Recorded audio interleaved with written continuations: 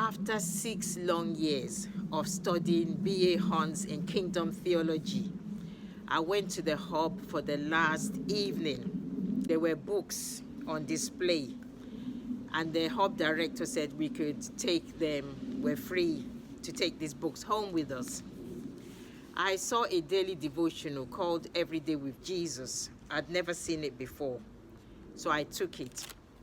When I got home, I was flicking through the pages, and I saw an advert for a course, Contemporary Chaplaincy, with Waverley Abbey, and I thought this is interesting. At that point, I did not know what chaplaincy was. I just thought it was a vicar, just another name for a vicar, someone who goes baptizing children. So I had to look it up. What is chaplaincy? And I was quite interested in what I read, and I thought, okay, I'll apply for this course. I applied for it, and I was interviewed, and I got on the course.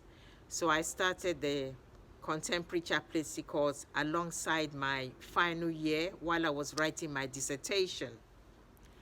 So in the course, I learned about chaplaincy. The first module was chaplaincy introduction. So we learned about the restrictions and the opportunities we had as a chaplain at our place of work. I work for the NHS, so there is a lot of restrictions on what you can share with your colleagues and with clients. It's a regulated body. Some people work within the church, so there's no restriction. So they could just share about their faith. They could proselytize. So that was what we learned in Module 1 under the Introduction to Chaplaincy. In Module 2, we looked at a theology of chaplaincy, and there was a book that was recommended by John Caperon, and he talked about chaplaincy in a lot of details, about the current situation in society, young people not really going to church. Most of the churches nowadays are filled with elderly people, so we have to take Jesus out there to them, and we do this via chaplaincy. Jesus did not wait for people to come to him. He went out to meet people. So chaplaincy is something like that. There are different chaplains. There's street chaplains. There's like supermarkets, malls, chaplains where you go out. There's the regulated bodies like the NHS chaplains. So we studied all of this in that book. And Module 3 was different types of models of chaplaincy. So there's missionary, there's pastors, there's historical, which is the regulated and the non-regulated body, depending which area you work. There's the agent of challenge chaplain, where people go out like into prisons and they fight on behalf of people for their rights. Everybody has a human right. They might say, okay, even though they're prisoners, they have to have an education, so there will be education. Even though they're prisoners, they have a right to health care, so they're allowed to go to hospitals for doctors to visit. So there's lots of different chaplaincies. There's mediator. There was about 17 modules of chaplaincy that we studied in that module. Module 4 looked at faith and non-faith based context. So it's like how to speak to someone who is not of the same faith as you. I did this in my theology degree, contemporary religion. So we know how we can speak to Muslims and Buddhists and Hinduists, atheists. So when you meet someone of a different faith as you, you still need to be respectful of where they're coming from, and you take it from there. So that was our module. And then the final module was the chaplain and self-care. So as a chaplain, even though you go out there, you also need to think of your own mental health and of your own self-care. So we devised the care plan. So like you pray, you meditate, you exercise, you go on a retreat. Jesus often took time away from people. He would just go into the wilderness to be alone, to pray. He would sleep when he's tired. So as a chaplain, you need to know when to say yes and when to say no. You need to know when to delegate and not take all the role on yourself, because burnout is real. A lot of pastors leave their faith because of burnout. They're doing everything by themselves. People just go to them and offload all their problems onto the pastors. There's no one for the pastor to offload onto, because everybody just thinks he's superhuman.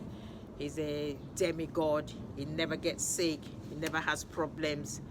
And then the burnout just comes and then that's it. So as a chaplain, you need to devise a care plan. You need to have like a spiritual director who to talk to when things get a bit heavy. There should be debriefing sessions for chaplains when you hear some horrible, harrowing news, tales. Who do you speak to? You need someone that you can offload to, somebody that can then like pray for you and fill you back up, so you're not just giving and virtue is just leaving you. So we learned about all these things. My highlight of the course was when I went on my placement at Guy's Hospital under my supervisor, Reverend Christian. We visited the wards, we visited patients, and I loved the interaction. I loved how Reverend Christian interacted with the patients, how he treated everyone uniquely, how he had time to listen, and how he actually listened, not just to answer, but he listened to what they were saying. And how he said, okay, if they want him to come back to see them, he's available, give details. This is his contact details. They can just tell a nurse on the ward and they'll contact them to come back. So it made me think, because before I started the course, I didn't really have a ministry apart from online. So like my YouTube channel, my TikTok, Facebook, Twitter, and I was thinking that I might just be an online chaplain, just put videos out, maybe do live videos where people can call in or chat live, and deal with it like that. But from my placement, I'm now thinking of actually working for like the NHS. I loved that interaction on the ward.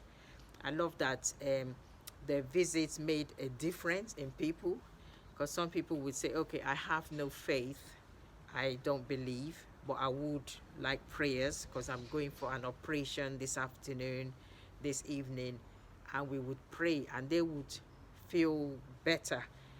Some would actually actively say, okay, I am a Christian, can you pray? Some would say they love what we're doing and they'll look into religion again, and stuff like that. So there is a difference. Those who said, I don't want to talk, I don't want prayers, we respected that and we walked away to the next patient. So nobody was coerced, nobody was forced. It had to, we were led by the patients. And when we left, they were like lighter. That heavy load they were carrying was much lighter. So I think I might now decide to go into to being a chaplain within the NHS, or at least within a regulated body, maybe in the prison service. But I'll wait and see where God leads me to. So this has been my journey of learning contemporary chaplaincy. God bless you.